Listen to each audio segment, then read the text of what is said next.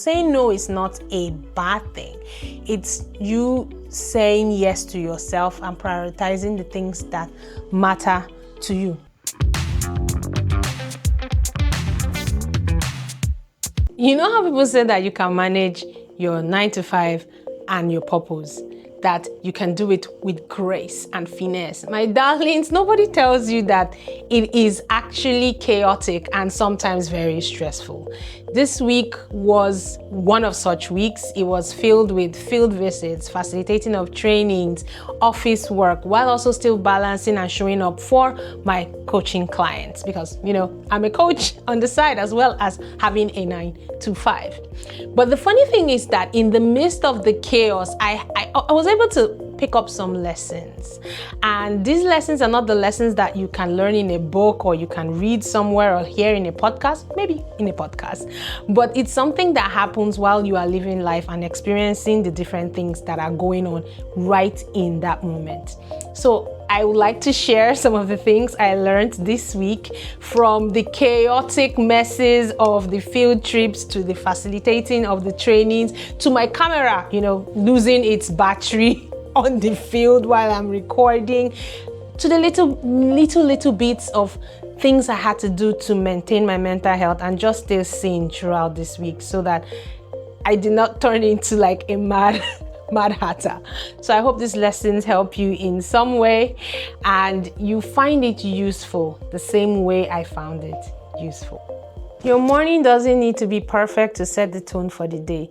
I had to learn that the hard way, because every time I wake up, I always want things to happen or go in a certain way. But this week I realized that I don't need perfect morning. I don't need aesthetic mornings. I don't need, those mornings you see on YouTube videos where the doors and everything is just opening, and things are done at the right time. I don't need those mornings because I can't even have it every time. Life is not so choreographed and fixed all the time.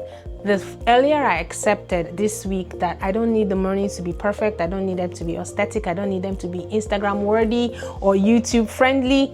I just needed to be grounded mentally. I just needed to have my routines in place, and those routines were wake up, be sound emotionally and be sound spiritually, do my exercises, pray, spend time with my father, and just go out the door and wish and hope and do the best you can to have the best of the day. And I find that when I'm in that headspace of saying that today doesn't have to be perfect, it just has to be good. I just need to do the best that I can. I realize that I do have a great day and the day actually meets me where I am and I'm happy. Your work environment is one of your biggest teachers. I learn this every day because my office and in all the places I've ever had the privilege of working, it's always a learning experience of learning how to manage people, learning how to deal with people, learning how to manage egos, how to communicate better, how to set boundaries, and how to respect people's boundaries. It's a daily balancing act of knowing how to interact people, understanding people's love languages. Yes, you use love languages even at work, and knowing when and how to compromise and when not to. This week, I found myself in different spaces, facilitating trainings for entry-level staffs in communication, going on field trips with some of our sales reps, and then returning back to the office for regular office work. So the shifting personalities or shifting environments made me present myself to different people as different things, with different language, with different appearances, with different interaction styles. And it was a learning, and it was a bit of a challenge, having to adapt almost every day to different situations, to different types of people. But it's a learning thing, and that's what we learn when we go to the office and interact with people.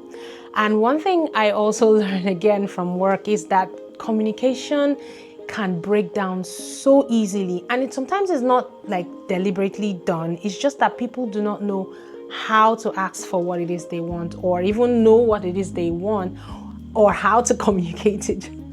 in the right way. So they find themselves, in tricky situations and in situations where, when you're not communicating right and you're not fully understood, then tensions rise and animosity rise. And this week I had to learn a lot about, managing my emotions and controlling my emotions and, tailoring my communication styles to different people. So my office taught me something this week about managing my emotions and learning how to communicate with different styles of people.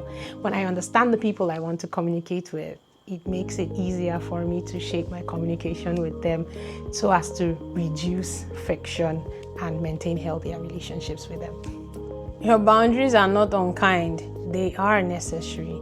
Sometimes in the middle of a busy week, it's easy for you to want to be everything to everyone, saying yes to everything because you feel guilty and you feel responsible for everything. But knowing where to set the boundaries, when to say no, when to take on more, when to push off more, when to delegate if you're a leader, is signs that you are creating space for yourself, and it's showing that you respect yourself and you value your time, your energy, and your health.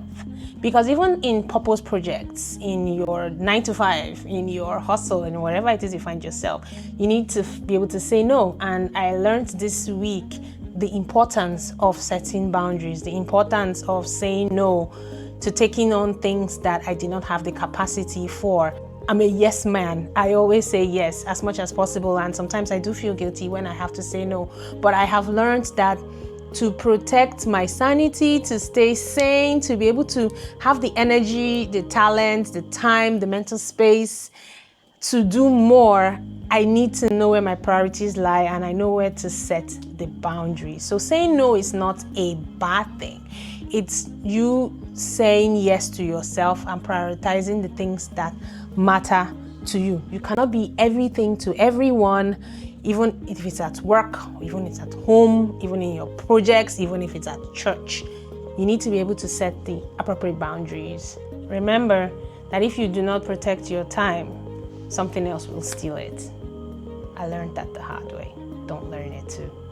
Everything needs recharging, even you. So now let me confess. To buy a whole new power bank on this my adventurous week.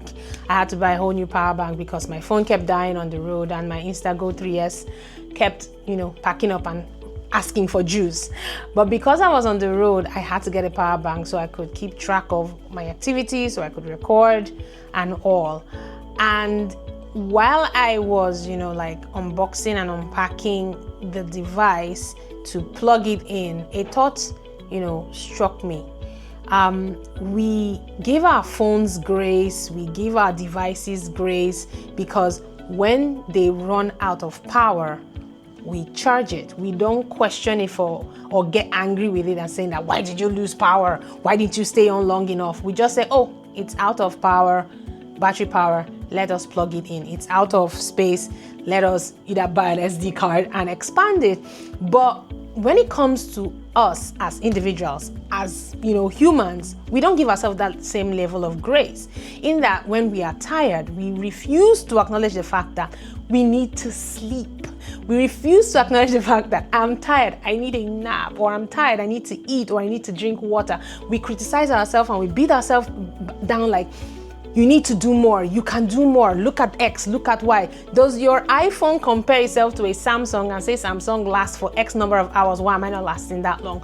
No, it doesn't. It just runs out of power and it expects that you are going to plug it in. Same way our body runs out of power and gives us the signals that it's tired most often than not.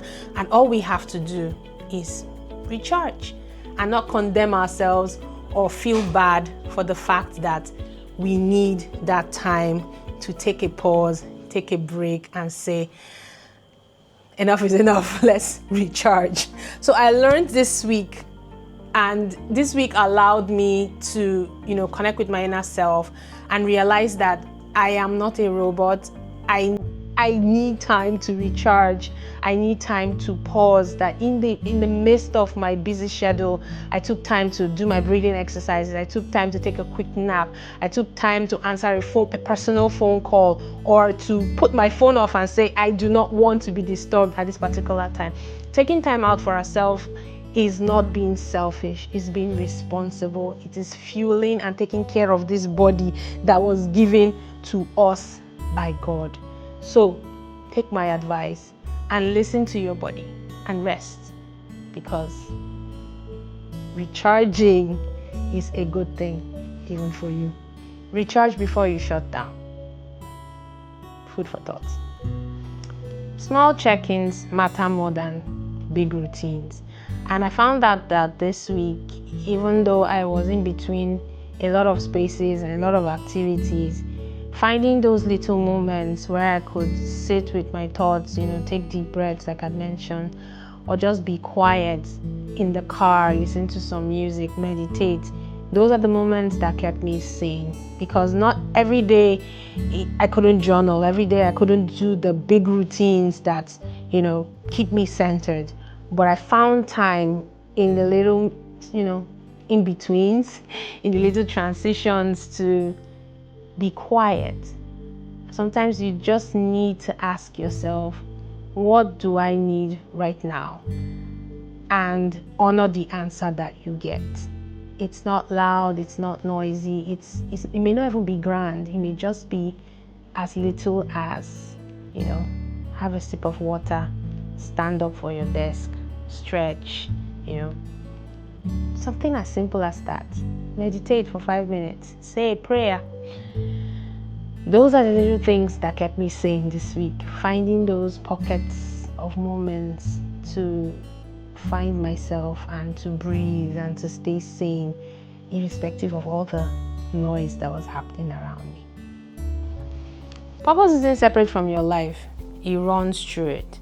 People often assume that you start living your purpose outside of your 9 to 5, but that isn't entirely true.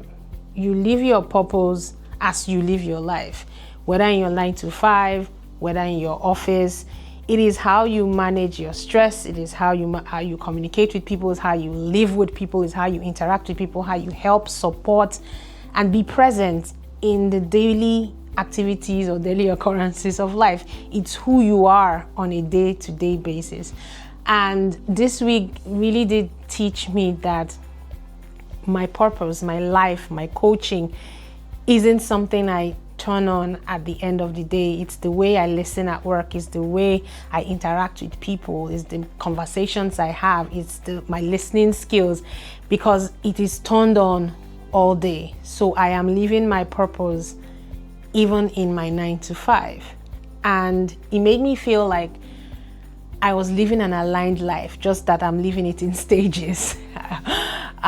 So if you are struggling with defining purpose outside of your 9 to 5 or outside of the regular, I came to realize, and I hope you come to realize as well, that purpose lives with you wherever it is that you are, and it lives through you in wherever you are, in whatever it is that you're doing.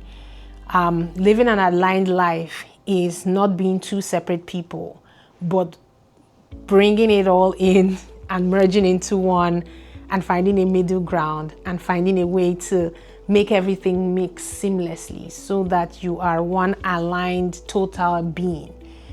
And I realized that this week, and I was proud of myself, because I was not just a coach outside of my 9 to 5 with these impressive skills, but I was Joy, who had these skills married into her work, into her day-to-day, and having excellent conversations and listening to people and counseling people and encouraging people and being a great friend.